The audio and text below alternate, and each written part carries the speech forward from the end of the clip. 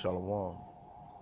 First and foremost, I want to give all praises, honor, and glory to Yahweh, Ba'ashem, Yahushua. Yahweh is the true and proper name of the Heavenly Father, who the world ignorantly calls God, and Yahushua being the name of His Son, who the world ignorantly calls Jesus Christ. Double honors to my apostles and elders at Great Millstone, the men that taught me this truth. Honors and blessings to you, Akim, that's teaching this truth and sincerity. That's putting your lives on the line to do so. And peace to the house of Israel, the house of David, the elect that's scattered throughout the four corners of the earth. Okay, confusion of faces. Now, today's discourse, or today's lesson, is be careful what you ask for. Be careful what you pray for. And making vows. Okay, because the scriptures, the Bible, is a two-edged sword. We cut people, we cut down strongholds and vain imaginations, but we could also get cut. Okay? We could also get cut by this word. And us being prophets of the Lord, us being Yasharala, princes of the power, we can manifest certain things. Or Yahweh Ba'ashem Yahushua, let me rephrase it. Yahweh Ba'ashem Yahushua will manifest certain things that we ask for in the spirit. So that's why you have to be careful, be cautious about what you pray for or what you put curses on. You know? It's plain and simple. And we're going to go back to the book of Judges, to our forefather, the history of Jephthah. And he was one of the examples of basically getting his foot put in his mouth because he said something based off his emotions and being rash, and he had to pay the ultimate price for it. The things that are written aforetime are written for our learning. Okay? So hopefully brothers are edified and get some understanding. So this is Judges 11 and 30. And Jephthah vowed a vow unto the Lord and said, if thou shalt without fail deliver the children of Ammon into my hands, then it shall be that whatsoever come forth out of the doors of my house to meet me, when I return in peace from the children of Ammon, shall surely be the Lord's, and I will offer it up for a burnt offering. So Jephthah passed over onto the children of Ammon to fight against them, and the Lord delivered them into his hands, and he smote them from Aurora even till thou come to Minnith, even 20 cities, and went to the plain of the vineyards with a very great slaughter. Thus the children of Ammon were subdued before the children of Israel. And Jephthah came to Mizpah unto the house, and behold, his daughter came out to meet him with timbrels and with dances, and she was his only child. Besides her, he had neither son nor daughter. And it came to pass, when he saw her, that he rent his clothes, and said, alas, my daughter, thou hast brought me very low, and thou art one of them that trouble me. For I have opened my mouth unto the Lord, and I cannot go back. So this is the point, Akim. If you say certain things or put certain vibrations out there, the Most High will take you up on your word and make manifest the things you say or think. You know, if you put negative vibrations out there, negative vibrations out there, the Most High will make them negative vibrations manifest, man. Now Jephthah, he made a vow to the Lord, you know. And guess what? The Lord will make him pay for this vow. So the same thing applies to us, Akim. If we make vows or we speak certain words or put certain energies out, guess what? The Most High is going to take us up on that. So it says, for I have opened my mouth unto the Lord, and I cannot go back. So whatever the case may be, whatever the situation you may be facing, make not haste or be not rash in that speech. Make not haste in thy judgments in that speech. Because once it's out there, it's out there. All right? And she said unto him, my father, if thou hast opened thy mouth unto the Lord, do to me according to that which have proceeded out of thy mouth. At least this woman had some damn integrity to her, you know, unlike our women of today. So it reads, For as much the Lord have taken vengeance for thee on thy enemies, even of the children of Ammon. And she said unto her father, let this thing be done for me.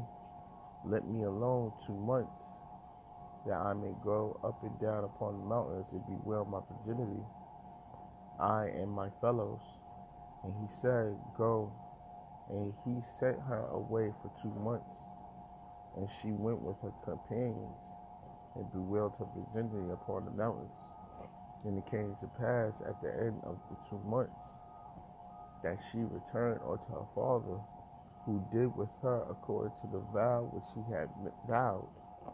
And she knew no man, and it was a custom in Israel that the daughters of Israel went yearly to lament the daughter of Jephthah, the Gileadite, 4 days in a year. All right. This is Sirach, chapter 28, verse 25. And weigh thy words in a balance, and make a door and a bar for thy mouth. I'm going to read it again. And weigh thy words in a balance. The scriptures say that our speech is supposed to be holy. The scriptures say that our words are supposed to be sober. It's supposed to be clean. It's supposed to be pure. Okay? It's supposed to be spoken with meekness, without strife. You know, the officer of a bishop, those certain characteristics. Okay? But basically, weigh your words in the balance. That's why Yahweh Shah says it's not what goes into a man that defiles him, but it was coming out of his mouth. Be careful what you say. Be careful what you put out there. Because the Most High can make it happen. And then whatever is done is done. There's no turning back. You have to deal with the aftermath of whatever the Most High done. Okay? So it says, weigh thy words in the balance and make a door and bar for thy mouth. Basically, like, have a muzzle over your mouth. Don't always speak what you feel. Whatever you might be going through at the time period, you know, just sigh and cry to Yahweh Bashem Yahushua. Sigh and cry for mercy. Sigh and cry for deliverance. Sigh and cry for patience. Sigh and cry for strength. But be careful and watch what you say, because it might bite you back in the ass. Proverbs 8:21. Death and life are in the power of the tongue, and they that love it shall eat the fruit thereof. Death and life are in the power of the tongue. It reads, death and life are in the power of the tongue, and they that love it shall eat the fruit thereof. So the tongue has power to speak life, and the tongue has power to speak death. The tongue has power to bless, the tongue has power to curse. The tongue has power to show of mercy, and the tongue has power to condemn. So, once again, the point of this message is be careful what you say and be careful what you ask for, because there's no turning back.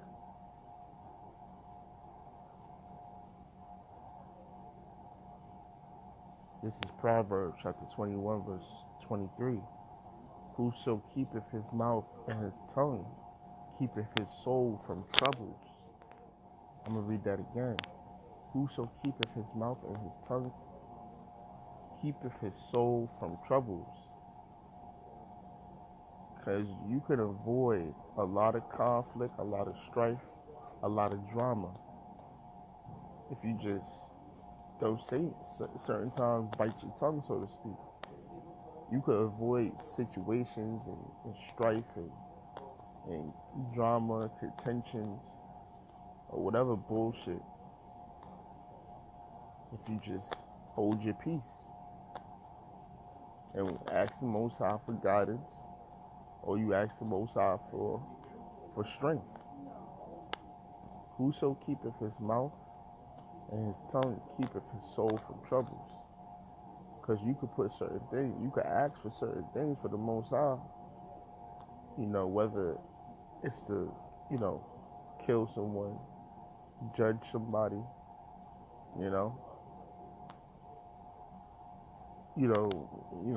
judgment, get into a fight with somebody, whatever the situation may be. Or like Jephthah, the first person that comes through his door shall be sacrificed unto the Lord. You might say certain things and the Lord, what's that? It's a character from a TV show. I forgot what it was.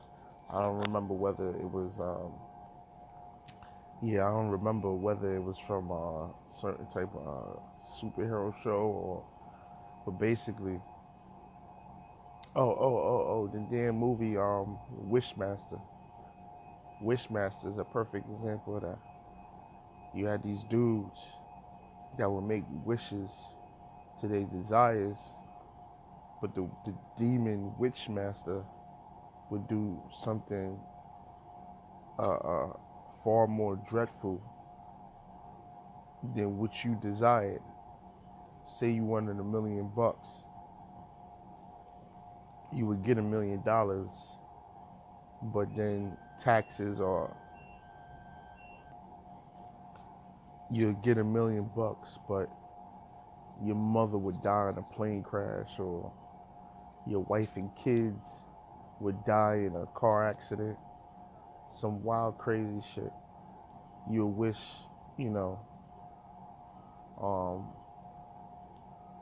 whatever your wish or your desires were, the Wishmaster demon will do something basically completely opposite of what you really wanted. Okay? Next scripture. Alright, that was it. These are the scriptures I brought out. I pray you brothers was edified. Be careful what you ask for.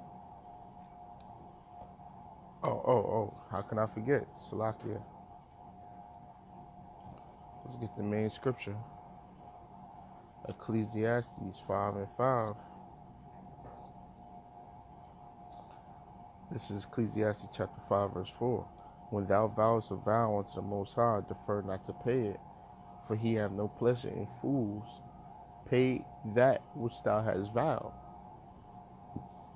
So, don't play around with vows, man. Don't sit there and tell the Most High you're going to do things and you don't live up to your word. Pay that which thou hast vowed. So you got to do what you said you was going to do. Just like, when you come into this truth, or you acknowledge that you were Israelite, you come and serve the Lord, you made a vow that you would serve